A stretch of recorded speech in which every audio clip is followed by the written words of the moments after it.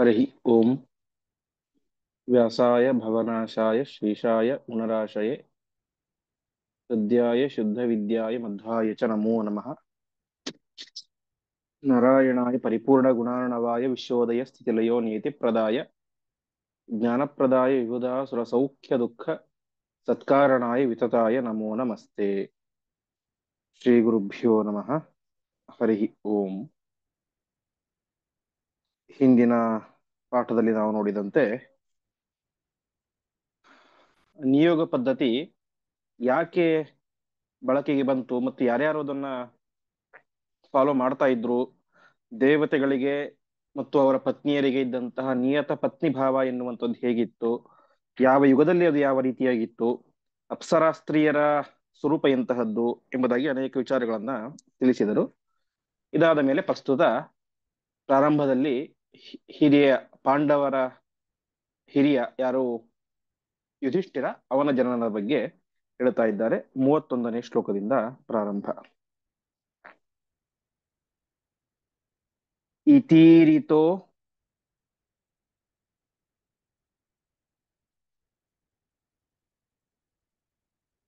ಅಬ್ರವೀನ್ ನೃಪೋ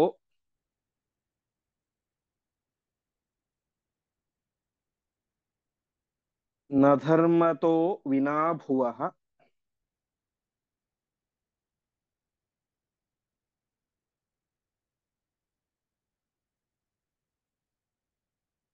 ನೃಪೋಭಿರಕ್ಷಿತಾ ಭವೇತ್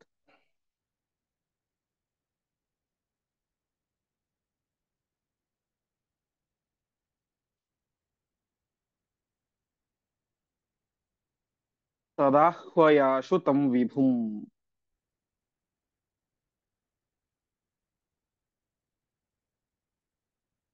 ತದಚ್ಛೇದ. ಇತಿ ಈರಿತಃ ಅಬ್ರವೀತ್ ನೃಪಃ ನ ಧರ್ಮತಃ ವಿನಾ ಭುವಃ ನೃಪಃ ಅಭಿರಕ್ಷಿತಾ ಭವೇತ್ ತದಾ ಆಹ್ವಯ ಆಶು ತಂ ವಿಭುಂ.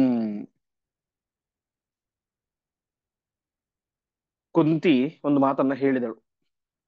ವಾಸ್ತವಿಕವಾಗಿ ನಿನ್ನ ಮಾತನ್ನ ನನಗೆ ಫಾಲೋ ಮಾಡ್ಲಿಕ್ಕೆ ಇಷ್ಟ ಇಲ್ಲ, ಅಯುಕ್ತವಾದದ್ದು. ಆದರೂ ಕೂಡ ನೀನ್ ನನಗೆ ಗಂಡ, ಪತಿಯ ಮಾತನ್ನ ಕೇಳಬೇಕು, ನಮ್ಮ ವಂಶ ಉಳಿಬೇಕು. ಆದ ಕಾರಣಕ್ಕಾಗಿ ನಿನ್ನ ಮಾತನ್ನು ನಾನು ಫಾಲೋ ಮಾಡ್ತಾ ಇದ್ದೀನಿ. ಹಾಗಾಗಿ ನಿಯೋಗ ಪದ್ಧತಿಗೆ ನಾನು ಯಾವ ದೇವತೆಯನ್ನು ಕರಿಬೇಕು ಅಂತ ನೀನೇ ಹೇಳು ಅಂತ ಕುಂತಿ ತನ್ನ ಗಂಡನಾದಂತಹ ಪಾಂಡು ಮಹಾರಾಜನಿಗೆ ಹೇಳಿದಳು. ಈ ರೀತಿಯಾಗಿ ಹೇಳಿದ ತಕ್ಷಣ ನೃಪಃ ಅಬ್ರವೀತ್, ನೃಪಃ ಅಂತೇನೆ ರಾಜ. ರಾಜ ಪಾಂಡು ಹೇಳಿದ, ನಧರ್ಮತೋ ವಿನಾ ಭುವಃ ನೃಪಃ ಅಭಿರಕ್ಷಿತ. ಒಬ್ಬ ನೃಪ ಅಂದ್ರೆ ರಾಜ ಜಗತ್ತನ್ನ ರಕ್ಷಣೆ ಮಾಡಬೇಕು ಅಂತ ಹೇಳಿದ್ರೆ ಪ್ರಧಾನವಾಗಿ ಬೇಕಾದದ್ದು ಅವನಲ್ಲಿ ಧರ್ಮ. ಧರ್ಮವೇ ಪ್ರಧಾನವಾದದ್ದು. ಧರ್ಮಾಚರಣೆಯನ್ನು ಮಾಡದೆ ಎಷ್ಟೇ ಚೆನ್ನಾಗಿ ರಾಜ್ಯ ಆಳಿದರೂ ಕೂಡ ಅದರಿಂದಾಗಿ ಅವನ ಉದ್ಧಾರವೂ ಆಗೋದಿಲ್ಲ, ಪ್ರಜೆಗಳ ಉದ್ಧಾರವೂ ಆಗೋದಿಲ್ಲ. ಹಾಗಾಗಿ ಧರ್ಮ ಎಂಬುದು ಅತ್ಯಂತ ಪ್ರಧಾನವಾದದ್ದು. ಯಾವುದೇ ಕಾರ್ಯ ಆಗಲಿ ಧರ್ಮ ಪ್ರಧಾನ. ಅದರಲ್ಲೂ ಕೂಡ ರಾಜ್ಯ ಆಳುವುದು, ಭೂಮಿಯನ್ನು ಆಳುವುದು ಅನ್ನುವುದು ಅತ್ಯಂತ ಶ್ರೇಷ್ಠವಾದಂತಹ ಕೆಲಸ. ಅದರಲ್ಲಿ ಧರ್ಮವೂ ಕೂಡ ಅತ್ಯಂತ ಪ್ರಧಾನವಾದದ್ದು. ಹಾಗಾಗಿ ಧರ್ಮ ಇಲ್ಲದೇನೆ ಒಬ್ಬ ವ್ಯಕ್ತಿ, ಒಬ್ಬ ರಾಜ ಭೂಮಿಯನ್ನು ನ ಅಭಿರಕ್ಷಿತ, ರಕ್ಷಿಸಲಾರ. ಹಾಗಾಗಿ ನೀನೇ ಮಾಡು, ವಿಭುಂ ಸಮರ್ಥನಾದಂತಹ ಆ ತದಾಖ್ವಯಂ. ನನ್ನ ಪದಚ್ಛೇದ ಸ್ವಲ್ಪ ತಪ್ಪು ಹೇಳಿದೆ. ನೃಪಃ ಅಭಿರಕ್ಷಿತ ಭವೇತ್ ತದಾಖ್ವಯಂ ಅಂತ ಒಟ್ಟಿಗೆ, ಅದು ತತ್ ಆಖ್ವಯಂ ಅಲ್ಲ, ತದಾಖ್ವಯಂ ಅಂತ. ಆಖ್ವಯ ಅಂತ ಹೇಳಿ ಹೆಸರು, ತದಾಖ್ವಯ ಅಂತ ಹೇಳಿದ್ರೆ ಆ ಧರ್ಮದ ಹೆಸರೇ ಉಳ್ಳಂತಹ, ಅರ್ಥಾತ್ ಧರ್ಮರಾಜನನ್ನ, ಯಮಧರ್ಮನನ್ನ ನೀನು ಮೊದಲು ಆ ನಿಯೋಗ ಪದ್ಧತಿಗೆ ಅಂತ ಆಹ್ವಾನ ಮಾಡು ಎಂಬುದಾಗಿ ಆ ಪಾಂಡು ಮಹಾರಾಜ ತನ್ನ ಹೆಂಡತಿಯಾದಂತಹ ಕುಂತಿದೇವಿಗೆ ಹೇಳ್ತಾ ಇದ್ದಾರೆ. ಒಂದು ಸೆಕೆಂಡು.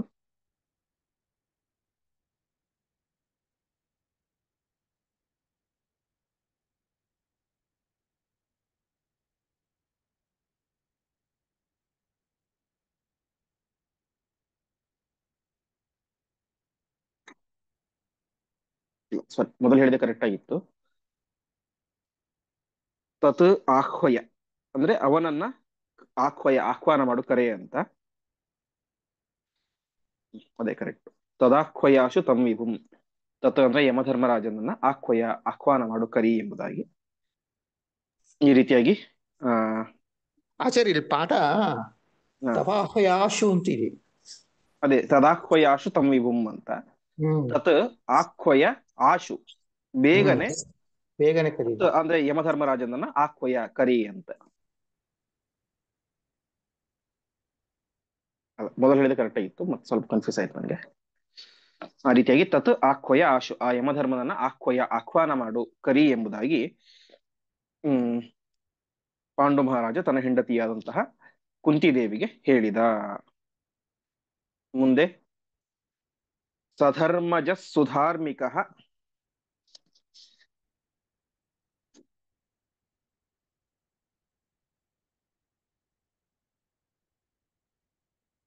ಭವೇದ್ಧಿ ಸೂನುರುತ್ತಮ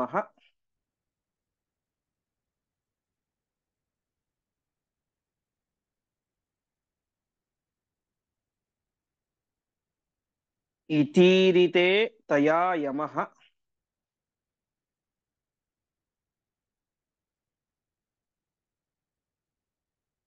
ಸಮಾಹುತಃ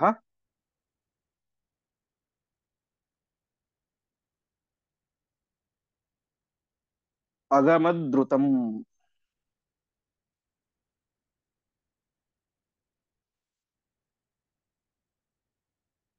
ಪದಚ್ಛೇದ.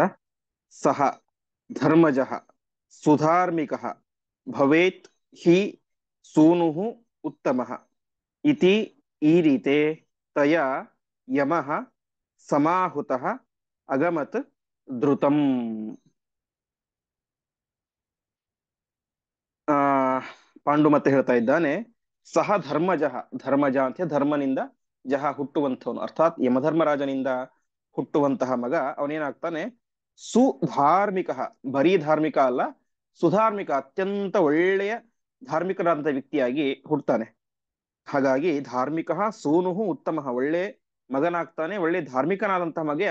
ಭವೇತ್ ಹಿ, ಹಿ ಅನ್ನೋದು ನಾನು ಹಿಂದೆ ಅನೇಕ ಸಲ ಹೇಳಿದಂತೆ ಕೆಲವೊಮ್ಮೆ ಪ್ರಸಿದ್ಧಿ ಅನ್ನುವಂಥ ಅರ್ಥದಲ್ಲಿ ಬರುತ್ತೆ, ಕೆಲವೊಮ್ಮೆ ಆಶ್ಚರ್ಯಕರವಾದಂಥ ಅರ್ಥದಲ್ಲಿ ಬರುತ್ತೆ, ಕೆಲವೊಮ್ಮೆ ಇದು ಫಿಕ್ಸ್, ನಿಶ್ಚಯ ಅನ್ನೋ ಅರ್ಥದಲ್ಲಿ ಬರುತ್ತೆ. ಇಲ್ಲಿ ಪ್ರಕೃತ ನಿಶ್ಚಯ ಅನ್ನೋ ಅರ್ಥದಲ್ಲಿ ಇದ್ದೇ ಇದೆ. ಅಂದ್ರೆ ಯಮಧರ್ಮನಿಂದ ಹುಟ್ಟುವಂತಹ ಮಗ ಒಳ್ಳೆ ಧಾರ್ಮಿಕ ವ್ಯಕ್ತಿ, ಭವೇತ್ ಹಿ, ಆಗೇ ಆಗ್ತಾನೆ, ಇದರಲ್ಲಿ ಸಂದೇಹ ಅನ್ನೋದು ಇಲ್ಲೇ ಇಲ್ಲ. ಹಾಗಾಗಿ ನೀನು ಅಂತಹ ಧಾರ್ಮಿಕನಾದಂತಹ ಮಗ ಹುಟ್ಟಬೇಕು ಅಂತ ಹೇಳಿದ್ರೆ ಯಮಧರ್ಮರಾಜನನ್ನ ಕರಿ ಎಂಬುದಾಗಿ ಹೇಳಿದಾಗ, ಪಾಂಡು ಈ ರೀತಿ ಹೇಳಿದಾಗ, ತಯಾ ಯಮಃ ಸಮಾಹುತಃ, ಆ ಕುಂತಿಯಿಂದಾಗಿ ಯಮಧರ್ಮರಾಜ ಸಮಾಹುತಃ, ಚೆನ್ನಾಗಿ ಆಹ್ವಾನಿಸಲ್ಪಟ್ಟ. ಚೆನ್ನಾಗಿ ಆಹ್ವಾನಿಸಲ್ಪಟ್ಟ, ಸಮಾಹುತಃ ಅಂತ ಹೇಳಿದ್ರೆ ಮಂತ್ರಪೂರ್ವಕವಾಗಿ ಆಹ್ವಾನಿಸಲ್ಪಟ್ಟ ಎಂಬುದಾಗಿ ಹೇಳ್ತಾರೆ. ಅಂದ್ರೆ ಹಿಂದೆ ನಾವು ಕೇಳಿದಂತೆ ದುರ್ವಾಸರು ಕೊಟ್ಟಂತಹ ಮಂತ್ರೋಪದೇಶದ ಪ್ರಭಾವದಿಂದಾಗಿ ಶ್ರದ್ಧೆಯಿಂದ ಭಕ್ತಿಯಿಂದ ಆ ಕುಂತಿದೇವಿ ಯಮಧರ್ಮರಾಜನನ್ನ ಕರೆದಳು. ಕರೆದ ತಕ್ಷಣ ಧೃತಂ ಅಗಮತ್, ಧೃತಂ ಅಂತ ಹೇಳಿ ತಕ್ಷಣದಲ್ಲಿ, ಶೀಘ್ರದಲ್ಲಿ ಆ ಯಮಧರ್ಮರಾಜ ಅಲ್ಲಿಗೆ ಬಂದ. ಮುಂದೆ ತತಶ್ಚ ಸದ್ಯ ಏವ ಸಾ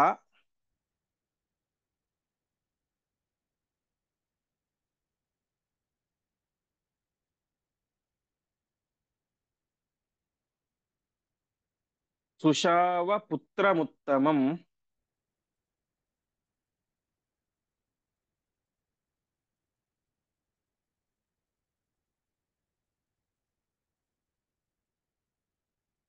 ಯುಧಿಷ್ಠಿರಂ ಯಮೋಹಿಸಃ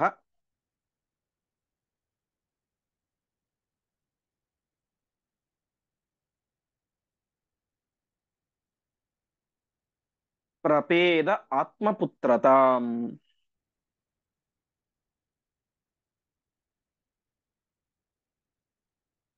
ಪದಚ್ಛೇದ.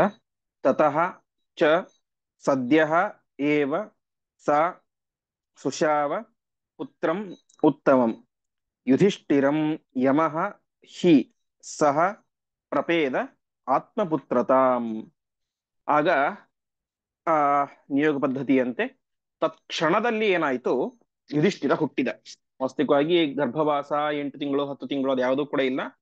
ತತಶ್ಚ ಸದ್ಯ ಏವ, ತತ್ ಕ್ಷಣದಲ್ಲಿಯೇನೆ ಉತ್ತಮಂ ಪುತ್ರಂ ಸುಶಾವ, ಉತ್ತಮನಾದಂತಹ ಮಗನನ್ನ ಹಡೆದಳು. ಹಿಂದೆ ಆ ಪಾಂಡು ಹೇಳಿದ್ದ, ಸೂನುಹು ಉತ್ತಮ, ಉತ್ತಮನಾದಂತಹ ಧಾರ್ಮಿಕನಾದಂತಹ ಮಗ ಹುಟ್ಟುತ್ತಾನೆ ಅಂತ. ಅದಕ್ಕನುಗುಣವಾಗಿ ಕುಂತಿ ಯಮಧರ್ಮನಿಂದಾಗಿ ಉತ್ತಮನಾದಂತಹ ಮಗನನ್ನ ಹಡಿತಾ ಇದ್ದಾಳೆ. ಹೆಸರೇನು?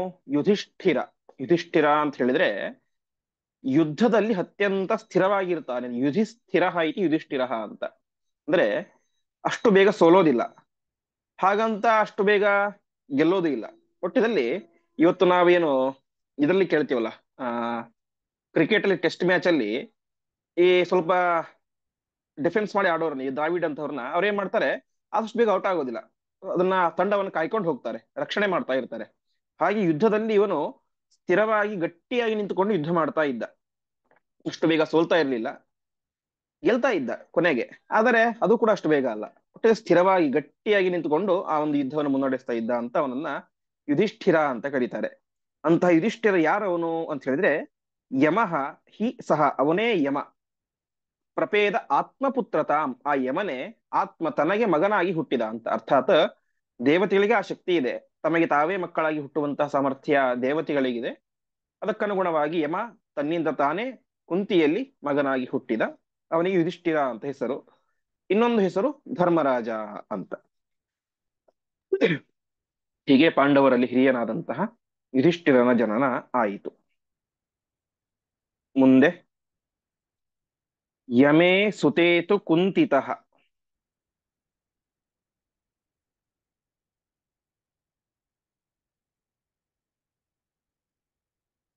ಪ್ರಜಾತ ಏವ ಸೌಬಲಿ.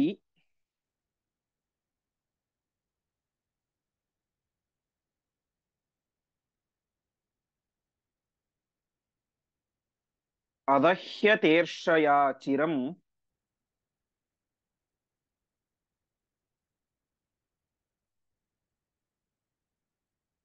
ಬಭಂಜ ಗರ್ಭಮೇವ ಚ.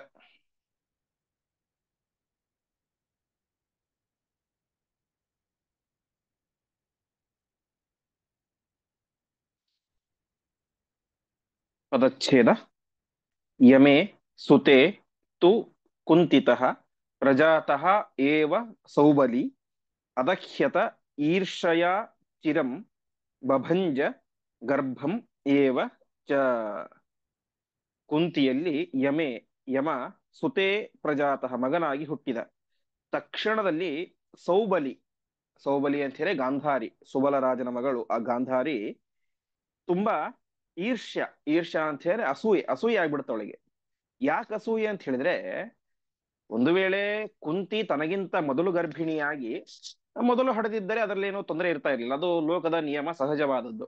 ಆದರೆ ಇಲ್ಲಿ ಹಿಂದೆ ಹೇಳಿದಂತೆ ಮೊದಲು ಗರ್ಭವತಿಯಾದದ್ದು ಈ ಯಾರು, ಗಾಂಧಾರಿ. ಆದರೆ ಮೊದಲು ಮಕ್ಕಳನ್ನ ಪಡೆದದ್ಯಾರು? ಈ ಕುಂತಿ. ಹಾಗಾಗಿ ನನ್ನ ಮಕ್ಕಳು ಜ್ಯೇಷ್ಠರಾಗಲಿಲ್ಲ, ನನ್ನ ಮಕ್ಕಳು ದೊಡ್ಡವರಾಗಲಿಲ್ಲ, ಕುಂತಿಯಲ್ಲಿ ಹುಟ್ಟಿದಂತಹ ಮೊದಲ ಮಗನೇನೆ ಈ ಒಂದು ಜನರೇಷನ್ನ ಹಿರಿಯ ವ್ಯಕ್ತಿ ಆಗ್ತಾನೆ, ಅಣ್ಣನಾಗ್ತಾನೆ, ಮುಂದೆ ಅವನೇ ರಾಜನಾಗ್ತಾನೆ ಎನ್ನುವಂತ ಒಂದು ಅಸೂಯೆಯಿಂದಾಗಿ ಅವಳೇನ್ ಮಾಡಿದಳು, ತುಂಬಾ ಒಂಥರ ಬೇಸರಕ್ಕೊಳಗಾದ್ಲು, ಉದ್ವಿಗ್ನತೆಗೊಳಗಾದ್ಲು, ಭಾರಿ ಸಿಟ್ಟು ಬಂತು, ಅಸಹ್ಯಗುಂಟಾಯ್ತು. ಆ ಅಸೂಯೆ ಯಾವ ಮಟ್ಟಕ್ಕೆ ಹೋಯ್ತು ಅಂತ ಹೇಳಿದ್ರೆ, ತಾನು ಇನ್ನು ಗರ್ಭವತಿಯಾಗಿದ್ದಾಳೆ. ಆ ಗರ್ಭವತಿಯಾದಂತಹ ಸಂದರ್ಭದಲ್ಲಿ ತನ್ನ ಗರ್ಭವನ್ನ ತಾನೇ ಬಭಂಜ, ಒಡೆದುಕೊಂಡು ಬಿಟ್ಲು. ತಾನು ಧಾರಣೆ ಮಾಡಿದಂತಹ ಗರ್ಭವನ್ನ ನನ್ನ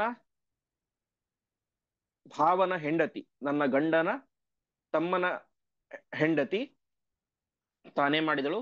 ನನಗಿಂತ ನಂತರ ಗರ್ಭವತಿಯಾಗಿ ತಾನೇ ಬೇಗ ಮಗುವನ್ನು ಹಡೆದಳು ಅನ್ನುವಂತ ಒಂದೇ ಒಂದು ಸಣ್ಣ ಕಾರಣ, ಅದರಿಂದಾಗಿ ಉಂಟಾದಂತಹ ಈರ್ಷ್ಯ, ಅಸೂಯೆಯಿಂದಾಗಿ ತನ್ನ ಗರ್ಭವನ್ನೇ ತಾನು ನಾಶ ಮಾಡಿಕೊಂಡು ಬಿಟ್ಲು.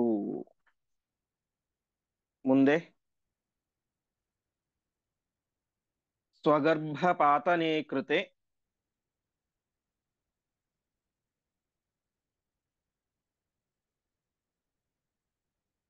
ತಯಾಜಗಾಮ ಕೇಶವಃ.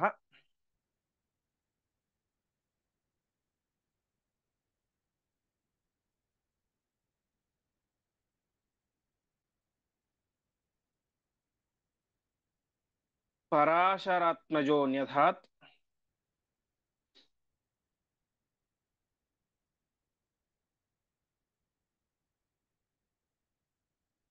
ಘಟೇಶು ತಾನ್ ವಿಭಾಗಶಃ.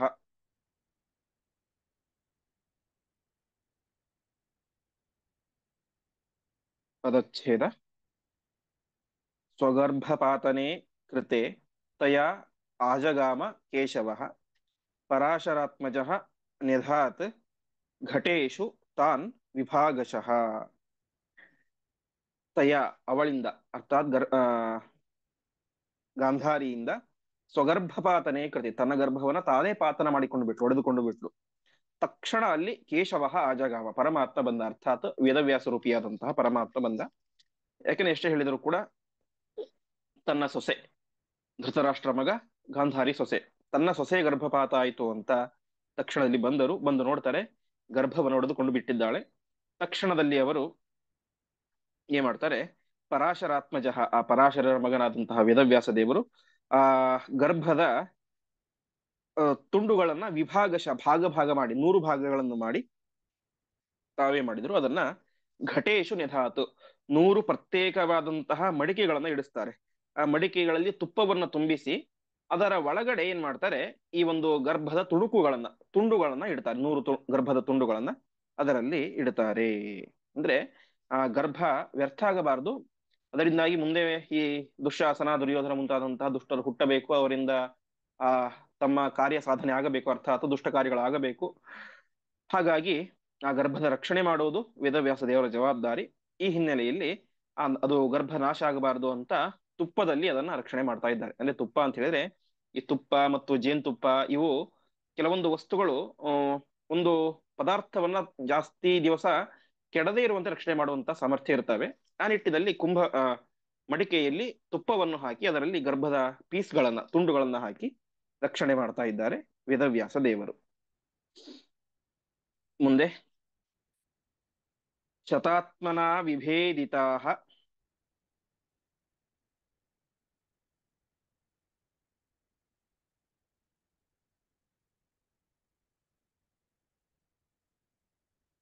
ಶತಂ ಸುಯೋಧನಾದಯ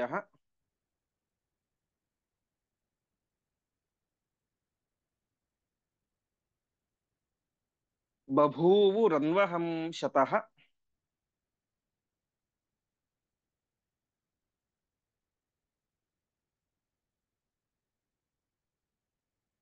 ಶತೋತ್ತರ ಚ ದುಶ್ಶಲ.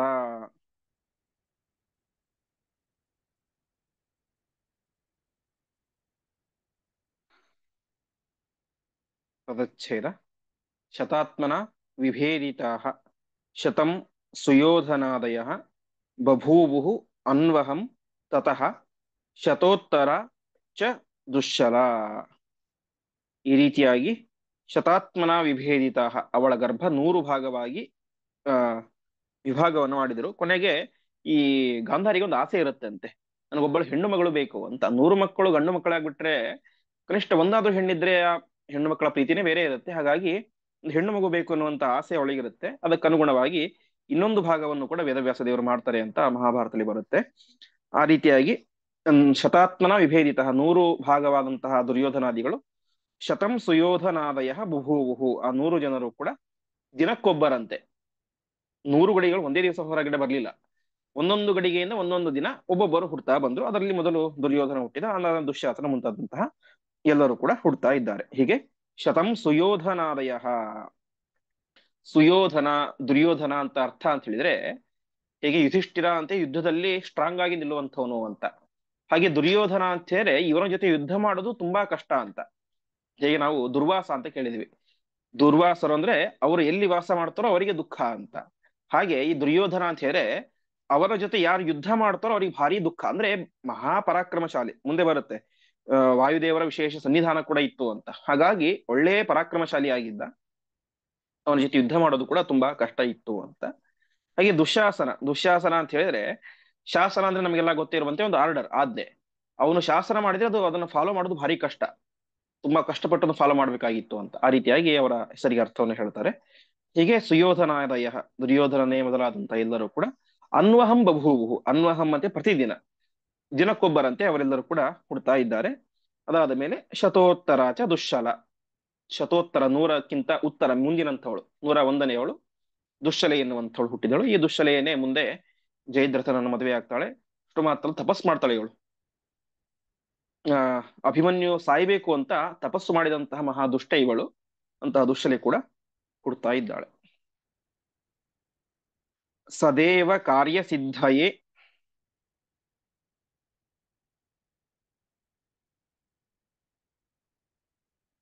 ರರಕ್ಷ ಗರ್ಭಮೀಶ್ವರ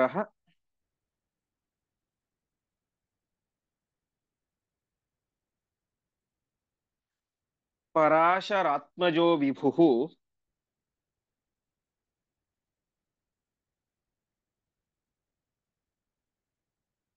ವಿಚಿತ್ರ ವೀರ್ಯಜೋದ್ಭವಂ.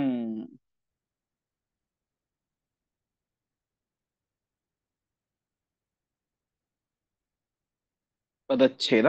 ಸಹ ದೇವಕಾರ್ಯ ಸಿದ್ಧಯೇ ರರಕ್ಷ ಗರ್ಭಂ ಈಶ್ವರ ಪರಾಶರಾತ್ಮಜ ಪ್ರಭು ವಿಚಿತ್ರ ವೀರ್ಯಜೋದ್ಭವಂ. ನಮಗೆಲ್ಲ ಸಹಜ ಪ್ರಶ್ನೆ ಬಂದೇ ಬರುತ್ತೆ. ದುರ್ಯೋಧನ, ದುಶ್ಯಾಸನ, ಮಹಾದುಷ್ಟರು ಇವರೆಲ್ಲ, ಕಲಿ, ಇಂದ್ರಜಿತ್ ಮೊದಲಾದಂಥವ್ರು, ಇಂಥವರ ಗರ್ಭ ನಾಶವಾಗಿ ಹೋಗ್ಬಿಟ್ರೆ ಅದು ಜಗತ್ತಿಗೆ ಒಳ್ಳೇದೇ ಆಯಿತು. ಮತ್ತೆ ವೇದವ್ಯಾಸ ದೇವರು ಬಂದು ಅವರ ಗರ್ಭವನ್ನ ರಕ್ಷಣೆ ಮಾಡಿ ತುಪ್ಪದ ಗಡಿಗೆಯಲ್ಲಿಟ್ಟು ಪ್ರತಿಯೊಬ್ಬರು ಹುಟ್ಟುವಂತೆ ಯಾಕೆ ವ್ಯವಸ್ಥೆ ಮಾಡಿದ್ರು? ಮೇಲೊಪ್ಪಿ ಸಾಲದಂತೆ ಇನ್ನೊಬ್ಬ ಹೆಣ್ಣು ಮಗಳನ್ನು ಕೂಡ ಅನುಗ್ರಹ ಮಾಡಿದ್ರು ದುಶ್ಶಲೆಯನ್ನ. ಇಷ್ಟೆಲ್ಲ ಯಾಕೆ ಮಾಡ್ಬೇಕಾಗಿತ್ತು ಅಂತ ಅದಕ್ಕೆ ಆಚಾರ್ಯ ಹೇಳ್ತಾ ಇದ್ದಾರೆ. ದೇವ ಕಾರ್ಯ ಸಿದ್ಧಯೇ, ದೇವತೆಗಳ ಕಾರ್ಯ ಆಗಬೇಕು. ಅರ್ಥಾತ್ ದುರ್ಯೋಧನಾದಿಗಳು ಹುಟ್ಟಬೇಕು, ವಾಯುದೇವರನ್ನ, ಭೀಮಸೇನ ದೇವರ ಮೊದಲಾದಂತವರನ್ನ ದ್ವೇಷ ಮಾಡಬೇಕು, ಅವ್ರ ಜೊತೆ ಯುದ್ಧ ಮಾಡಬೇಕು. ಹೀಗೆ ಮಹಾಭಾರತ ಅನ್ನೋದು ಕೇವಲ ಪಾಂಡವರ ಕೌರವರ ಯುದ್ಧ ಮಾತ್ರ ಅಲ್ಲ, ಅದು ಧರ್ಮ ಮತ್ತು ಅಧರ್ಮಗಳ ಸಂಘರ್ಷ, ಪುಣ್ಯಗಳ ಮತ್ತು ಪಾಪಗಳ ಸಂಘರ್ಷ, ಅಜ್ಞಾನ ಮತ್ತು ಸುಜ್ಞಾನಗಳ ಸಂಘರ್ಷ, ವಿಪರೀತ ಜ್ಞಾನ ಮತ್ತು ಯಥಾರ್ಥ ಜ್ಞಾನದ ಸಂಘರ್ಷ. ಹಾಗಾಗಿ ವಿಪರೀತ ಜ್ಞಾನ, ಪಾಪ ಮೊದಲಾದಂತಹ ಎಲ್ಲದಕ್ಕೂ ಕೂಡ ಅಭಿಮಾನಿ ಇವನು ಕಲಿ.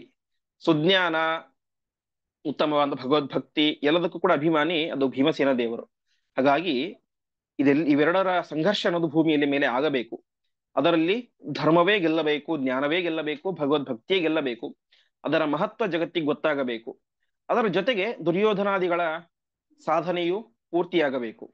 ಅದಕ್ಕೋಸ್ಕರ ಇದು ಒಂದು ದೇವ ಕಾರ್ಯ, ಅದನ್ನು ರಕ್ಷಣೆ ಮಾಡ್ಲಿಕ್ಕೋಸ್ಕರ ಅಂತ ವೇದವ್ಯಾಸ ದೇವರು ಏನ್ ಮಾಡಿದರು, ಈ ಒಂದು ಗರ್ಭವನ್ನ ರಕ್ಷಣೆ ಮಾಡಿದರು. ಅದಕ್ಕೆ ಹೇಳ್ತಾ ಇದ್ದಾರೆ ಈಶ್ವರ ಅಂತ. ಈಶ್ವರ ಅಂದ್ರೆ ಸರ್ವಸಮರ್ಥ, ಏನ್ ಬೇಕಾದ್ರೂ ಮಾಡ್ಲಿಕ್ಕೆ ಸಾಧ್ಯ ಇದೆ. ಸರ್ವಸಮರ್ಥರಾದಂತಹ ವೇದವ್ಯಾಸ ದೇವರು ಗರ್ಭವನ್ನು ನಾಶ ಮಾಡ್ಲಿಕ್ಕೆ ಕೂಡ ಸಾಮರ್ಥ್ಯ ಇತ್ತು, ರಕ್ಷಣೆ ಮಾಡ್ಲಿಕ್ಕೂ ಸಾಮರ್ಥ್ಯ ಇತ್ತು. ಸೊ ಎರಡೂ ಸಾಮರ್ಥ್ಯ ಅವರಿಗಿದೆ. ಅಷ್ಟಿದ್ದಾಗಲೂ ಕೂಡ ರಕ್ಷಣೆಯನ್ನೇ ಯಾಕೆ ಮಾಡಿದ್ರು ಅಂತೀನಿ, ಇಷ್ಟೆಲ್ಲಾ ಕಾರ್ಯಗಳಿಗೋಸ್ಕರ. ಇನ್ನೊಂದು ಕಾರ್ಯ, ಇವರೆಲ್ಲರ ಚರಿತ್ರೆಯನ್ನ ವೇದವ್ಯಾಸ ದೇವರು ಮಹಾಭಾರತ ಅಂತ ರಚನೆ ಮಾಡಿ ಕೊಟ್ಟಿದ್ದಾರೆ. ಹಿಂದೆನೆ ನಾನು ಹೇಳಿದಂತೆ ವೇದಾದಪಿ ಪರಂಚಕ್ರೆ ಅಂತ ವೇದಕ್ಕಿಂತಲೂ ಉತ್ತಮವಾದಂತಹ ಅಪೂರ್ವ ಪ್ರಮೇಯಗಳನ್ನು ಒಳಗೊಂಡಂತಹ ಗ್ರಂಥ ಮಹಾಭಾರತ. ಆ ಮಹಾಭಾರತ ಗ್ರಂಥ ಜಗತ್ತಿಗೆ ಸಿಗಬೇಕು, ಅದರ ಅಧ್ಯಯನ ಸಾತ್ವಿಕರು ಮಾಡಬೇಕು, ಆ ಮೂಲಕ ಅವರಿಗೂ ಪುಣ್ಯ ಸಂಪಾದನೆ ಆಗಬೇಕು. ಹೀಗೆ ಅನೇಕ ಕಾರಣಗಳ ಹಿನ್ನೆಲೆಯಲ್ಲಿ ಆ ಗರ್ಭವನ್ನ ಹಾಗೆ ಬಿಡದೇನೆ ವೇದವ್ಯಾಸ ದೇವರು ರಕ್ಷಣೆ ಮಾಡಿ ಅದರ ಮೂಲಕ ದುರ್ಯೋಧನಾದಿಗಳು ಹುಟ್ಟುವಂತೆ ಮಾಡಿದರು. ಹೀಗೆ ಪರಾಶರಾತ್ಮಜ ವಿಭು ವಿಚಿತ್ರ ವೀರ್ಯ ಜೋದ್ಭವಂ. ವಿಚಿತ್ರ ವೀರ್ಯ ಅಂದ್ರೆ ಅವರ ಮಗ ವಿಚಿತ್ರ ವೀರ್ಯ, ವಿಚಿತ್ರ ವೀರ್ಯ ಜ ಅಂದ್ರೆ ಅವನಿಂದ ಹುಟ್ಟಿದಂಥವನು. ಯಾರು? ಧೃತರಾಷ್ಟ್ರ. ವಿಚಿತ್ರ ವೀರ್ಯ ಜ ಧೃತರಾಷ್ಟ್ರ, ವಿಚಿತ್ರ ವೀರ್ಯಜ ಉದ್ಭವ, ಅವನಿಂದ ಉದ್ಭವ ಹುಟ್ಟಿದಂತಹ ಗರ್ಭವನ್ನ ತಾವೇನ್ ಮಾಡಿದರು? ರಕ್ಷಣೆ ಮಾಡಿದರು. ಇಷ್ಟಾದ ಮೇಲೆ ಅವರೆಲ್ಲರೂ ಕೂಡ ಯಾತಕ್ಕೋಸ್ಕರ ಅವತಾರ ಮಾಡಿದರು, ಅವತಾರ ಮಾಡಿದಂಥವರ ಸ್ವರೂಪ ಏನು ಅಂತ ಸಂಕ್ಷಿಪ್ತವಾಗಿ ತಿಳಿಸ್ತಾರೆ. 100 ಜನರದ್ದು ತಿಳಿಸೋದಿಲ್ಲ, ಕೆಲವೊಬ್ಬ ಪ್ರಧಾನ ಅಂತಹ ವ್ಯಕ್ತಿಗಳದ್ದು ಮಾತ್ರ ತಿಳಿಸ್ತಾ ಹೋಗ್ತಾರೆ. ಉಳಿದ ಚಿಂತನೆಯನ್ನ ನಾಳೆ ಪಾಠದಲ್ಲಿ ನೋಡೋಣ ಎಂಬುದಾಗಿ ಹೇಳ್ತಾ, ಇಂದು ಇಡೀ ಕೇವಲ ಮಾಧ್ವ ಸಂಪ್ರದಾಯಕ್ಕಲ್ಲ, ಕೇವಲ ಬ್ರಾಹ್ಮಣರಿಗಲ್ಲ, ಇಡೀ ಜಗತ್ತಿಗೆ ಹಿರಿಯ ಸ್ಥಾನದಲ್ಲಿ ನಿಂತ್ಕೊಂಡು ಪ್ರತಿಯೊಬ್ಬರಿಗೂ ಆಶೀರ್ವಾದವನ್ನು ಮಾಡ್ತಾ ಇರುವಂತಹ ರಾಯರ ಮಧ್ಯಾರಾಧನೆಯ ಪವಿತ್ರವಾದಂತಹ ಸಂದರ್ಭ. ರಾಯರ ಬಗ್ಗೆ ಎಲ್ಲರಿಗೂ ಗೊತ್ತು, ಯಾರಿಗೆ ಗೊತ್ತಿಲ್ಲ ಅಂತ ಇಲ್ಲ. ಆದರೆ ಯಾರಿಗೂ ಅವರ ಉನ್ನತ ವ್ಯಕ್ತಿತ್ವ ಪರಿಪೂರ್ಣವಾಗಿ ಗೊತ್ತಾಗಲಿಕ್ಕೆ ಸಾಧ್ಯ ಇಲ್ಲ. ಅಂತಹ ವಿಶಿಷ್ಟವಾದಂತಹ ವ್ಯಕ್ತಿತ್ವದವರು. ಆಚಾರ್ಯರ ಬಗ್ಗೆ ಪಂಡಿತಾಚಾರ್ಯರು ಒಂದು ಮಾತನ್ನ ಹೇಳ್ತಾರೆ, ಆಚಾರ್ಯರ ಮಾತುಗಳು ಹೇಗಿದ್ದು ಅಂತ. ಬಾಲಸಂಘಮಪಿ ಬೋಧಯದ್ಭೃಶಂ ದುರ್ನಿರೂಪ ವಚನಂ ಚ ಪಂಡಿತೈಹಿ ಅಂತ. ಅಂದ್ರೆ ಮಧ್ವಾಚಾರ್ಯರ ಮಾತುಗಳು ಕೆಲವೊಮ್ಮೆ ಸಣ್ಣ ಸಣ್ಣ ಮಕ್ಕಳಿಗೂ ಅರ್ಥ ಆಗ್ಬಿಡ್ತಿತ್ತು ಅಂತೆ. ಭಕ್ತಿಯಿಂದ ಕುತೂಹಲದಿಂದಾಗಿ ಕೇಳಬೇಕು ಅಂತ ಬಂದಂತಹ ಚಿಕ್ಕವರಿಗೂ ಅರ್ಥ ಆಗ್ಬಿಡ್ತಿತ್ತು. ಅದೇ ದುರಹಂಕಾರದಿಂದಾಗಿ ಬಂದ್ರೆ, ನಾನೊಬ್ಬ ದೊಡ್ಡ ಪಂಡಿತ ಹಾಗೆ ಹೀಗೆ ಅಂತ ಬಂದ್ಬಿಟ್ರೆ, ದುರ್ನಿರೂಪ ವಚನಂಚ ಪಂಡಿತೈಹಿ, ದೊಡ್ಡ ದೊಡ್ಡ ಪಂಡಿತರಿಗೂ ಅದು ಅರ್ಥ ಆಗ್ತಾ ಇರ್ಲಿಲ್ಲ ಅಂತೆ. ಇದು ಒಂದು ಚಿಂತನೆ. ಇನ್ನೊಂದು ಅಂದ್ರೆ ಅವರ ಮಾತುಗಳು ಅಷ್ಟು ಸುಲಭನೂ ಹೌದು, ಕಠಿಣವೂ ಹೌದು. ನಾವು ಯಾವ ರೀತಿಯಾಗಿ ಅದರ ಮುಂದೆ ನಮ್ಮನ್ನು ನಾವು ಸಮರ್ಪಣೆ ಮಾಡ್ಕೊಳ್ತೇವೆ ಅನ್ನೋದು ಪ್ರಧಾನ ಆಗುತ್ತೆ. ಹಾಗೆ ರಾಯರು ಕೂಡ ಇದೇ ಹಂತದಲ್ಲಿ ಒಂದು ನಿಲ್ತಾರೆ. ಅವರು ಪ್ರತಿಯೊಬ್ಬರಿಗೂ ಬೇಕಾಗಿದೆ. ಇವತ್ತು ದೊಡ್ಡ ದೊಡ್ಡ ವಿದ್ವಾಂಸರು, ಜ್ಞಾನಿಗಳು ಯಾರೇ ಆಗಲಿ ರಾಯರ ಪಾದ ಅವ್ರು ಹಿಡಿಯಲೇಬೇಕು. ಅದು ಯಾವುದೇ ಹಂತ ಆಗಲಿ. ಒಂದು ಯಾವುದೋ ಒಂದು ಲೌಕಿಕವಾದ ಸಂಪತ್ತನ್ನ ಇನ್ಯಾವುದನ್ನು ಬಯಸಿ ಅವರ ಪಾದ ಹಿಡಿಯುವುದು ಒಂದು. ಇನ್ನೊಂದು ಪ್ರಧಾನವಾಗಿ ಅವರ ಗ್ರಂಥಗಳು. ಇವತ್ತು ಏನು ಶ್ರೀಮನ್ ನ್ಯಾಯಸುಧಾ ಅಂತ ಎಲ್ಲರೂ ಆ ಗ್ರಂಥವನ್ನು ತಲೆಯ ಮೇಲೆ ಹೊತ್ತಿಕೊಂಡು ಅಧ್ಯಯನ ಮಾಡ್ತಾರೆ, ಮಂಗಳಾದಿಗಳನ್ನು ಮಾಡ್ತಾರೆ, ಭಕ್ತಿ ಭಾವವನ್ನು ಸೂಸ್ತಾರೆ. ಆದರೆ ಆ ಸುಧಾ ಗ್ರಂಥ ಅರ್ಥ ಆಗಬೇಕು ಅಂತ ಹೇಳಿದ್ರೆ ಪರಿಮಳ ಅನ್ನೋದು ಬೇಕೇ ಬೇಕು. ವಾಸ್ತವಿಕವಾಗಿ ಬೇರೆ ಎಲ್ಲ ವ್ಯಾಖ್ಯಾನಗಳಿದ್ದಾವೆ, ಆದರೆ ತುಂಬಾ ಅದು ಕ್ಲಿಷ್ಟಕರವಾದಂತಹ ವ್ಯಾಖ್ಯಾನಗಳು. ಅಷ್ಟು ಸುಲಭವಾಗಿ ಅರ್ಥ ಆಗೋಲಿಕ್ಕೆ ಕಷ್ಟ ಸ್ವಲ್ಪ. ಆದರೆ ಒಂದು ಪರಿಮಳ, ಇನ್ನೊಂದು ಶ್ರೀನಿವಾಸ ತೀರ್ಥರ ವ್ಯಾಖ್ಯಾನ. ಅದು ಒಬ್ಬ ಸಾಮಾನ್ಯ ವಿದ್ಯಾರ್ಥಿಗೂ ಕೂಡ ಅತ್ಯಂತ ಉಪಯುಕ್ತವಾಗುತ್ತೆ. ಶ್ರೀಮನ್ಯಾಯ ಸುಧಾದ ಒಂದು ನಿಜವಾದಂತಹ ಆಂತರ್ಯ ಅರ್ಥ ಆಗ್ಬೇಕು ಅಂತ ಹೇಳಿದ್ರೆ, ಒಂದು ರಾಯರ ಪರಿಮಳ ವ್ಯಾಖ್ಯಾನ, ಇನ್ನೊಂದು ಶ್ರೀನಿವಾಸ ತೀರ್ಥರ ಶ್ರೀನಿವಾಸ ತೀರ್ಥಿ ಅನ್ನುವಂಥ ವ್ಯಾಖ್ಯಾನ. ಎರಡೂ ಕೂಡ ಅದ್ಭುತವಾದಂತಹ ವ್ಯಾಖ್ಯಾನ. ಅತ್ಯಂತ ಸುಲಭವಾಗಿ ಅರ್ಥ ಆಗ್ತಾ ಹೋಗ್ಬಿಡುತ್ತೆ. ಅದಕ್ಕೇನು ಭಾರಿ ದೊಡ್ಡ ದೊಡ್ಡ ವಾಕ್ಯಗಳು, ತುಂಬಾ ದೊಡ್ಡ ದೊಡ್ಡ ಪರಿಷ್ಕಾರಗಳು ಅದ್ಯಾವುದೂ ಕೂಡ ಇಲ್ಲ. ಅತ್ಯಂತ ಸುಗಮವಾಗಿ ಪ್ರತಿಯೊಬ್ಬರಿಗೂ ಈ ಒಂದು ಸುಧೆಯ ಆಂತರ್ಯ ಮುಟ್ಟಬೇಕು ಅಂತ ಆ ಒಂದು ಪರಿಮಳ ಗ್ರಂಥವನ್ನು ರಚನೆ ಮಾಡಿಕೊಟ್ಟಂತಹ ದೊಡ್ಡ ಜ್ಞಾನಿಗಳು. ಹಾಗೆ ಅವರ ಗ್ರಂಥಗಳು ಕೆಲವರಿಗೆ ಅರ್ಥ ಆಗುತ್ತೆ ಸುಲಭವಾಗಿ. ಆದರೆ ಕೆಲವೊಮ್ಮೆ ಆ ತರ್ಕತಾಂಡವಾದಿ ವ್ಯಾಖ್ಯಾನ ಮತ್ತು ಚಂದ್ರಿಕಾ ಎನ್ನುವಂತಹ ವ್ಯಾಸರಾಜ ಗ್ರಂಥಕ್ಕೆ ಚಂದ್ರಿಕಾ ಪ್ರಕಾಶ ಅಂತ, ಅವೆಲ್ಲೂ ಕೂಡ ಅತ್ಯಂತ ಕ್ಲಿಷ್ಟಕರವಾದಂತಹ ಗ್ರಂಥಗಳು. ಅದೇ ರೀತಿಯಾಗಿ ಸಣ್ಣ ಸಣ್ಣ ಪ್ರಾರಂಭದ ಅಧ್ಯಯನಗಳಿಗೂ ಅರ್ಥ ಆಗಬೇಕು ಅಂತ ಈ ರಾಮಚಾರಿತ್ರ್ಯ ಮಂಜರಿ, ಕೃಷ್ಣ ಚಾರಿತ್ರ್ಯ ಮಂಜರಿ, ನದಿ ತಾರತಮ್ಯ ಸ್ತೋತ್ರ, ಅದೇ ರೀತಿಯಾಗಿ ಪ್ರಕೃತ ನಾವು ಕೇಳ್ತಾ ಇರುವಂತಹ ಮಹಾಭಾರತ ತಾತ್ಪರ್ಯ ನಿರ್ಣಯಕ್ಕೆ ಭಾವಸಂಗ್ರಹ, ಹೀಗೆ ಅನೇಕ ರೀತಿಯಾದಂತಹ ಗ್ರಂಥಗಳನ್ನು ರಚನೆ ಮಾಡಿ ಜಗತ್ತಿಗೆ ದೊಡ್ಡ ಉಪಕಾರವನ್ನು ಮಾಡಿದ್ದಾರೆ. ಹೀಗೆ ನಮಗೆ ಏನೇ ಬೇಕಾಗಲಿ, ಒಂದು ಜ್ಞಾನಕ್ಕಾದರೂ ಕೂಡ ರಾಯರ ಪಾದವನ್ನು ಆಶ್ರಯಿಸಲೇಬೇಕು. ಇನ್ಯಾವುದೋ ಲೌಕಿಕ ಸಂಪತ್ತು ಬೇಕು, ಕಷ್ಟ ಕಾರ್ಪಣ್ಯಗಳಿದ್ದಾವೆ, ಆರೋಗ್ಯ ಸಮಸ್ಯೆ ಇದೆ, ಸಂತಾನ ಸಮಸ್ಯೆ ಇದೆ ಅಂತ ಇವತ್ತು ಒಬ್ಬರಲ್ಲ ಇಬ್ಬರಲ್ಲ ಲಕ್ಷಾಂತರ ಜನ, ಕೋಟ್ಯಾಂತರ ಜನ ನಿರಂತರವಾಗಿ ಆ ರಾಯರ ಒಂದು ಉಪಾಸನೆ ಮಾಡ್ತಾ ಇದ್ದಾರೆ. ನಾವೇನೋ ಮಾಧ್ವರು ರಾಯರ ಪರಂಪರೆಯಲ್ಲಿ ಬಂದಿದ್ದೇವೆ, ನಮ್ಮ ಗುರುಗಳು ಅಂತ ಅವರ ಪಾದ ಹಿಡಿಬಹುದು. ಆದರೆ ಬೇರೆಯವರು ಹಿಡಿತಾರೆ ಅಂತ ಸುಮ್ಮನೆ ಹಿಡಿಯೋದಿಲ್ಲ. ಏನೋ ಒಂದು ವಿಶಿಷ್ಟವಾದಂತಹ ಒಂದು ಅನುಗ್ರಹವನ್ನ, ಶಕ್ತಿಯನ್ನು ಅವರಲ್ಲಿ ನೋಡೇ ಇಷ್ಟು ಜನ ಅವರನ್ನ ಒಂದು ಭಕ್ತಿಯಿಂದಾಗಿ ತಿಳಿತಾ ಇರ್ತಾರೆ. ಅದಕ್ಕೆ ಆ ಗೀತಾ ತಾತ್ಪರ್ಯ ನಿರ್ಣಯ ಆಚಾರ್ಯ ರಚನೆ ಮಾಡಿದ್ದಾರೆ. ಅದರಲ್ಲಿ ಒಂದು ವ್ಯಾಖ್ಯಾನವನ್ನು ಮಾಡ್ತಾರೆ. 13ನೇ ಅಧ್ಯಾಯದಲ್ಲಿ ಒಂದು ಮಾತನ್ನ ಹೇಳ್ತಾರೆ ಆಚಾರ್ಯರು, ಪುರಾಣದ ಒಂದು ಮಾತನ್ನ. ಅಶ್ರುತ ಪ್ರತಿಭಾಯಸ್ಯ ಶ್ರುತಿ ಸ್ಮೃತ್ಯ ವಿರೋಧಿನಿ ವಿಶ್ರುತ ನೃಷು ಜಾತಂ ತಂ ತಮ್ವಿದ್ಯಾ ದೇವಸತ್ತಮಂ ಅಂತ. ಜಗತ್ತಿನಲ್ಲಿ ಯಾವುದೋ ಒಬ್ಬ ವ್ಯಕ್ತಿ ಇರ್ತಾನೆ. ಆ ವ್ಯಕ್ತಿಯಲ್ಲಿ ಅಶ್ರುತ ಪ್ರತಿಭಾ, ಉಳಿದ ಯಾರಲ್ಲೂ ಕಾಣದೇ ಇರುವಂತಹ ಅಪರೂಪದ ಒಂದು ಪ್ರತಿಭೆ ಅನ್ನೋದು ಇರುತ್ತೆ. ಅದು ಪ್ರತಿಭೆ ಯಾವುದೇ ಆಗಲಿ, ಜ್ಞಾನ ಆಗಲಿ, ವೈರಾಗ್ಯ ಆಗಲಿ, ಭಕ್ತಿ ಆಗಲಿ, ತಪಸ್ಸಾಗಲಿ, ಇನ್ನೊಬ್ಬರಿಗೆ ಅನುಗ್ರಹ ಮಾಡೋದು ಗುಣವಾಗಲಿ, ಪ್ರತಿಯೊಬ್ಬರನ್ನು ಸಮಾನವಾಗಿ ಕಾಣುವಂತ ವ್ಯಕ್ತಿತ್ವ ಆಗಲಿ, ಯಾವುದೇ ಗುಣ ಆಗಲಿ, ಹೀಗೆ ಅಶ್ರುತ ಪ್ರತಿಭಾ, ಇನ್ನೊಬ್ಬರಲ್ಲಿ ಕಾಣದೇ ಇರುವಂತ ಅತ್ಯದ್ಭುತವಾದಂತಹ ಪ್ರತಿಭೆ ಅದೇನಾಗಿರಬೇಕು? ಶ್ರುತಿ ಸ್ಮೃತ್ಯ ವಿರೋಧಿನಿ, ವೇದಕ್ಕೆ ಪುರಾಣಗಳಿಗೆ ವಿರುದ್ಧವಲ್ಲದೇ ಇರುವಂತ ಪ್ರತಿಭೆ ಆಗಿರಬೇಕು. ಇವತ್ತು ರಾಯರು ಎಲ್ಲರಿಗೂ ಅನುಗ್ರಹ ಮಾಡ್ತಾರೆ ಅದು ಇದು ಅಂತ ಅವರೇನು ಲೋಕ ವಿರುದ್ಧವಾದಂತಹ, ವೇದ ವಿರುದ್ಧವಾದಂತಹ ಕಾರ್ಯವನ್ನು ಮಾಡ್ತಾ ಇಲ್ಲ. ಆಚಾರ್ಯರು ಹೇಳುವಂತೆ, ಮಧ್ವಾಚಾರ್ಯ ಹೇಳುವಂತೆ, ನಾನಾ ಜನಸ್ಯ ಶುಶ್ರೂಷಾ ಕರ್ತವ್ಯ ಕರವನ್ಮಿತೇಹೇ ಅಂತ, ಪರಮಾತ್ಮನಿಗೆ ನಾವು ಸಮರ್ಪಣೆ ಮಾಡುವಂತ ದೊಡ್ಡ ಟ್ಯಾಕ್ಸ್ ಯಾವುದು ಅಂತ, ಕರ ಯಾವುದು ಅಂತ ಹೇಳಿದ್ರೆ ಎಲ್ಲ ವರ್ಗದ ಜನರ ಶುಶ್ರೂಷೆ, ಸೇವೆಯೇ ದೊಡ್ಡ ಕರ ಅಂತ ಹೇಳ್ತಾರೆ ಆಚಾರ್ಯರು, ಟ್ಯಾಕ್ಸ್ ಅಂತ ಹೇಳ್ತಾರೆ. ಆ ರೀತಿಯಾಗಿ ರಾಯರು ವೇದಗಳಿಗೆ ಪುರಾಣಗಳಿಗೆ ವಿರುದ್ಧವಲ್ಲದೇ ಇರುವಂತಹ ರೀತಿಯಲ್ಲಿ ಎಲ್ಲ ವರ್ಗದ ಜನರನ್ನು ಕೂಡ ಮುಟ್ಟಿ ಅವರಲ್ಲಿ ಒಂದು ಪರಮಾತ್ಮನ ಭಕ್ತಿ ಭಾವವನ್ನ ಹುಟ್ಟಿಸುವಂತ ದೊಡ್ಡ ಕಾರ್ಯವನ್ನು ಮಾಡ್ತಾ ಇದ್ದಾರೆ. ಇಂತಹ ಪ್ರತಿಭೆ ಯಾರಲ್ಲಿ ಇರುತ್ತೋ ಅವರು ಯಾರು ಅಂತ ಹೇಳಿದ್ರೆ ಆಚಾರ್ಯರು ಹೇಳ್ತಾರೆ, ವಿಶ್ರುತ ನೃಷು ಜಾತಂ ಚ ತಮ್ವಿದ್ಯಾ ದೇವ ಸತ್ತಮಂ. ಅವನೊಬ್ಬ ಸಾಮಾನ್ಯ ಮನುಷ್ಯ ಆಗ್ಲಿಕ್ಕೆ ಸರ್ವಥಾ ಸಾಧ್ಯ ಇಲ್ಲ, ಅವರೊಬ್ಬ ದೇವ ಸತ್ತಮ, ಒಬ್ಬ ದೇವೋತ್ತಮನೇನೆ ಮನುಷ್ಯರಾಗಿ ಹುಟ್ಟಿ ಆ ರೀತಿಯಾದಂತಹ ಲೋಕ ವಿಲಕ್ಷಣವಾದಂತಹ ಕಾರ್ಯವನ್ನು ಮಾಡ್ತಾ ಇರ್ತಾರೆ ಎಂಬುದಾಗಿ ಆಚಾರ್ಯರು ಗೀತಾ ತಾತ್ಪರ್ಯದಲ್ಲಿ ಒಂದು ಸಂದರ್ಭದಲ್ಲಿ ತಾತ್ಪರ್ಯವನ್ನ ಬರೀತಾರೆ. ಹೇಗೆ ಭಗವದ್ಗೀತೆ ಮಹಾಭಾರತಕ್ಕೆ ತಾತ್ಪರ್ಯ ನಿರ್ಣಯ ಅಂತಿದೆಯೋ ಹಾಗೆ ಗೀತೆಗೊಂದು ತಾತ್ಪರ್ಯ ಅಂತ ಬರೆದಿದ್ದಾರೆ. ಅಲ್ಲಿ ಹೇಳ್ತಾರೆ ಅವರೊಬ್ಬ ಸಾಮಾನ್ಯ ವ್ಯಕ್ತಿಯಾಗಿ ಸಾಧ್ಯ ಇಲ್ಲ, ದೇವಸತ್ತಮ ಅತ್ಯಂತ ಶ್ರೇಷ್ಠವಾದಂತ ಒಬ್ಬ ದೇವತೆಯೇನೆ ಆ ವ್ಯಕ್ತಿ ಎಂಬುದಾಗಿ ತಿಳಿಬೇಕು ಅಂತ. ಆ ರೀತಿಯಾಗಿ ಇವತ್ತು ನಾವೆಲ್ಲರೂ ಕೂಡ ನಂಬುವಂತೆ ಸಾಕ್ಷಾತ್ ಪ್ರಹ್ಲಾದ ರಾಜರೇನೆ ರಾಯರಾಗಿ ಅವತಾರ ಮಾಡಿ ಇಡೀ ಜಗತ್ತನ್ನ ಉದ್ಧಾರ ಮಾಡ್ತಾರೆ. ಆ ಪ್ರಹ್ಲಾದ ರಾಜರ ಹತ್ರ ನರಸಿಂಹದೇವರು ಕರೆದಾಗ ನಾನೊಬ್ಬನೇ ಬರೋದಿಲ್ಲ, ನೈತಾನ್ ವಿಹಾಯ ಕೃಪಣಾನ್ ವಿಮೋಕ್ಷ ಏಕಃ ಅಂತ ನನ್ನನ್ನು ನಂಬಿಕೊಂಡು ಲಕ್ಷಾಂತರ ಜನ ಇಲ್ಲಿ ಇದ್ದಾರೆ, ಇವರೆಲ್ಲರನ್ನು ಕೂಡ ಬಿಟ್ಟು ನಾನೊಬ್ಬನೇ ಇನ್ನು ಜೊತೆ ಬರುವುದಿಲ್ಲ ಅಂತ ಹೇಳಿ ಪ್ರತಿಜ್ಞೆಯನ್ನ ಮಾಡಿ ಅದೇ ರೀತಿಯಲ್ಲಿ ಮಾತು ಕೊಟ್ಟಂತಹ ರೀತಿಯಲ್ಲಿ ಪ್ರತಿಯೊಬ್ಬರನ್ನು ಉದ್ಧಾರ ಮಾಡ್ತಾ ಇರುವಂತಹ ದೊಡ್ಡ ಗುರುಗಳು ರಾಯರು. ಅಂತಹ ರಾಯರ ಬಗ್ಗೆ, ಅವರ ಗ್ರಂಥಗಳ ಬಗ್ಗೆ ವಾದೀಂದ್ರ ತೀರ್ಥರು ಗುರುಗುಣಸ್ತವದಲ್ಲಿ ಒಂದು ಮಾತನ್ನ ಹೇಳ್ತಾರೆ. ಚಿತ್ತೇನ ಆಯುಕ್ತಮರ್ಥಂ ಕಲಯತಿ ಸಹಸಾ ನಾಭಿದತ್ತೇನ ಸದ್ಭಿಹಿ ಅಂತ. ರಾಯರ ಗ್ರಂಥಗಳು ಯಾವ ರೀತಿ ಇದ್ದಾವೆ ಅಂತ, ರಾಯರು ಮನಸ್ಸಿನಲ್ಲಿ ಯಾವತ್ತೂ ಕೂಡ ಅಯುಕ್ತವಾದದ್ದನ್ನ ಅಂದ್ರೆ ತಪ್ಪು ತಪ್ಪು ವಿಚಾರಗಳನ್ನ ಚಿಂತನೆ ಮಾಡೋದೇ ಇಲ್ಲ. ನಾವೆಲ್ಲರೂ ಕೂಡ ಈಗ ತಾನೇ ನಾ ಮೊದಲು ಹೇಳಿದೆ, ಮೊದಲು ಏನೋ ಒಂದು ವಿಚಾರ ಹೇಳಿದೆ ಇದೇ ಸರಿಯಾದದ್ದು ಅಂತ, ಆಮೇಲೆ ಎಲ್ಲ ತಪ್ಪು ಇನ್ನೊಂದು ಹೇಳಿದೆ, ಇಲ್ಲ ಮತ್ತೆ ಅದೇ ಸರಿ ಅಂತ ಆ ರೀತಿ ಹೇಳಿದೆ. ರಾಯರ ಚಿಂತನೆ ಈ ರೀತಿ ಇರೋದಿಲ್ಲ.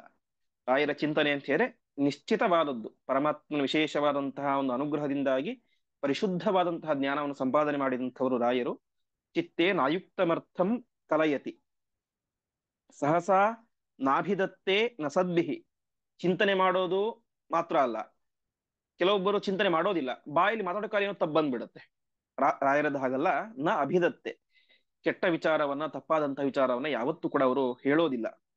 ಹಾಗೆ ಸದ್ಭಿಸ್ಸಾಕಂ ನ ಅಯುಕ್ತಂ ಮೀಮಾಂಸತೆ, ಸಜ್ಜನರೊಟ್ಟಿಗೆ ಸೇರಿದಾಗ ಯಾವತ್ತೂ ಕೂಡ ಕೆಟ್ಟ ಕೆಟ್ಟ ವಿಚಾರಗಳನ್ನ, ಕೆಲಸಕ್ಕೆ ಬಾರದೇ ಇರುವಂತ ವಿಚಾರಗಳನ್ನ ಸರ್ವತಾ ಅವರು ಚಿಂತನೆ ಮಾಡೋದೇ ಇಲ್ಲ. ಚಿಂತನೆ ಮಾಡಿದರೆ, ಮಾತಾಡಿದರೆ ದೇವರ ಮಾತುಗಳು, ವಿಚಾರಗಳು.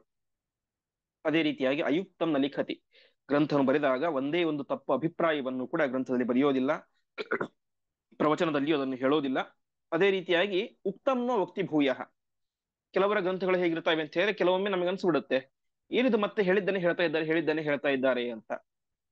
ರಾಯರ ಗ್ರಂಥ ಹಾಗಲ್ಲ, ಉಕ್ತಂನೋ ವಕ್ತಿ ಭೂಯ, ಹೇಳಿದ್ದನ್ನ ಮತ್ತೆ ಮತ್ತೆ ಹೇಳೋದಿಲ್ಲ ಅಂತ. ಅಪೂರ್ವವಾದಂತ ವಿಚಾರಗಳು, ಅದು ಮಂಜರಿ ಆಗಿರ್ಬೋದು, ಅಣುಭಾಷ್ಯಕ್ಕೆ ವ್ಯಾಖ್ಯಾನ ರೂಪವಾದದ್ದು, ಅಥವಾ ನದೀ ತಾರತಮ್ಯ ಸ್ತೋತ್ರ, ಒಂದು ಅಪೂರ್ವವಾದಂತಹ ಗ್ರಂಥ.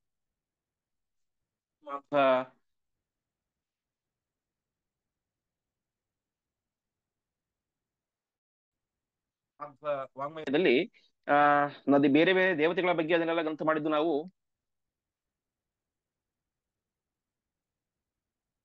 ಬೇರೆ ಬೇರೆ ದೇವತೆಗಳ ಬಗ್ಗೆ, ಕ್ಷೇತ್ರಗಳ ಬಗ್ಗೆ ಗ್ರಂಥ ಮಾಡಿದ್ದನ್ನು ನಾವು ಕೇಳ್ತೇವೆ. ಆದರೆ ನದಿಗಳ ಬಗ್ಗೆ, ಅದರಲ್ಲೂ ವಿಶೇಷವಾಗಿ ಅವುಗಳ ತಾರತಮ್ಯ, ಸುಮ್ಮನೆ ನದಿಗಳು ಅಂತ ಹೇಳಿದ್ರೆ ಕಣ್ಣು ಮುಚ್ಚಿಕೊಂಡು ಅಲ್ಲಿ ಹೋಗಿ ಸ್ನಾನ ಮಾಡ್ತೇವೆ ಅಷ್ಟೇ. ಆದರೆ ನದಿಗಳಲ್ಲಿಯೂ ತಾರತಮ್ಯ ಅನ್ನೋದಿದೆ. ಆ ನದಿಗಳಲ್ಲಿ ಅದಕ್ಕದಕ್ಕೆ ಅಭಿಮಾನಿಗಳಾದ ದೇವತೆಗಳಿದ್ದಾರೆ, ಅವರಿಗೆ ತರ್ಪಣ ಅರ್ಘ್ಯವನ್ನು ಕೊಡ್ಬೇಕಂತೆಲ್ಲ ಅಪರೂಪವಾದ ವಿಚಾರಗಳನ್ನ ತಿಳಿಸ್ತಾ ಹೋಗ್ತಾರೆ. ಹೀಗೆ ಉಕ್ತಂನೋ ವಕ್ತಿ ಭೂಯ, ಹೇಳಿದ್ದನ್ನೇ ಮತ್ತೆ ಅವರು ಹೇಳೋದಿಲ್ಲ. ಹಾಗೆ ಕ್ವಚಿದಪಿ ಲಿಖಿತಂ ನೈವ ನಿರ್ಮಾಷ್ಟಿ, ಒಬ್ಬ ವ್ಯಕ್ತಿ ಒಂದು ಯಾವ್ದೋ ಲೇಖನ ಬರಿತಾ ಇದ್ದಾನೆ, ಗ್ರಂಥ ಬರಿತಾ ಇದ್ದಾನೆ ಅಂತ ಹೇಳಿದ್ರೆ ಬರೀತಾರೆ, ಸ್ವಲ್ಪ ತಪ್ಪು ಸ್ವತಃ ಅಳಿಸ್ಬಿಡ್ತಾರೆ, ಮತ್ತೆ ಮುಂದೆ ಬರ್ಕೊಂಡು ಹೋಗ್ತಾರೆ. ಆದರೆ ರಾಯರ ಹಾಗಲ್ಲ, ಕ್ವಚಿದಪಿ ನೈವ ನಿರ್ಮಾಷ್ಟಿ, ಬರೆದದ್ದನ್ನ ಯಾವತ್ತೂ ಕೂಡ ಅಳಿಸೋದು ಅನ್ನುವಂಥ ಪದ್ಧತಿ ಇಲ್ಲ. ಅಂತಹ ರಾಯರು ಸತ್ವಬಂಧ ಪ್ರಣಯನ ವಿಷಯ ಸ್ತೂಯತೆ ರಾಘವೇಂದ್ರ ಅಂತ. ಅಂತಹ ರಾಯರು ನಮಗೆ ಒಳ್ಳೆಯ ಅನುಗ್ರಹವನ್ನು ಮಾಡಲಿ ಅಂತ ವಾದೀಂದ್ರ ತೀರ್ಥರು ಪ್ರಾರ್ಥನೆ ಮಾಡ್ತಾ ಇದ್ದಾರೆ. ಆ ರೀತಿಯಾಗಿ ಈ ಒಂದು ಮಹಾಭಾರತ ತಾತ್ಪರ್ಯ ನಿರ್ಣಯ ಪಾಠ ಪ್ರತಿಯೊಂದು ಅಧ್ಯಾಯಗಳ ನಂತರವೂ ಕೂಡ ಆ ರಾಯರು ರಚನೆ ಮಾಡಿಕೊಟ್ಟಿರುವಂತಹ ತಾತ್ಪರ್ಯ ನಿರ್ಣಯ ಭಾವ ಸಂಗ್ರಹ, ಅದರ ಚಿಂತನೆಯನ್ನು ಮಾಡಿ ರಾಯರ ಅನುಗ್ರಹವನ್ನು ಕೂಡ ನಾವೆಲ್ಲರೂ ಕೂಡ ಪಡಿತಾ ಇದ್ದೇವೆ. ಆ ರೀತಿಯಾಗಿ ರಾಯರ ಅನುಗ್ರಹ, ಮುಂದೆ ನಾವು ಯಾವುದೇ ಗ್ರಂಥದ ಪಾಠ ಅಧ್ಯಯನಾದಿಗಳನ್ನು ಮಾಡಲಿ, ಜೀವನದಲ್ಲಿ ಎಂತಹ ಸಂಕಷ್ಟಗಳೇ ಬರಲಿ, ಆ ಎಲ್ಲ ರೀತಿಯ ಸಂಕಷ್ಟಗಳನ್ನು ಕೂಡ ರಾಯರು ಪರಿಹಾರ ಮಾಡಿ ಉತ್ತಮವಾದಂತಹ ಶುದ್ಧವಾದಂತಹ ಆಚಾರ್ಯರ ಗ್ರಂಥಗಳ ಅಧ್ಯಯನ, ಟೀಕಾ ಗ್ರಂಥಗಳ ಅಧ್ಯಯನ, ರಾಯರ, ವ್ಯಾಸರಾಜರ ಮೊದಲಾದಂತಹ ಅನೇಕ ಜ್ಞಾನಿಗಳ ವ್ಯಾಖ್ಯಾನ ಗ್ರಂಥಗಳ ಅಧ್ಯಯನ ಮಾಡುವ ಮೂಲಕ ಉತ್ತಮವಾದ ಜ್ಞಾನ ಭಕ್ತಿ ವೈರಾಗ್ಯಾದಿಗಳನ್ನು ನಿಮ್ಮೆಲ್ಲರಿಗೂ ಕೂಡ ಕೊಟ್ಟು ಕಾಪಾಡಲಿ ಅಂತ ರಾಯರ ಆರಾಧನೆ ಸಂದರ್ಭದಲ್ಲಿ ಎರಡು ಮಾತುಗಳನ್ನ ಅವರ ಅಂತರ್ಯಾಮಿ ಅಂತ ಪರಮಾತ್ಮನಿಗೆ ನಾವೆಲ್ಲರೂ ಸಮರ್ಪಣೆ ಮಾಡೋಣ. ಶ್ರೀಕೃಷ್ಣಾರ್ಪಣಮಸ್ತು.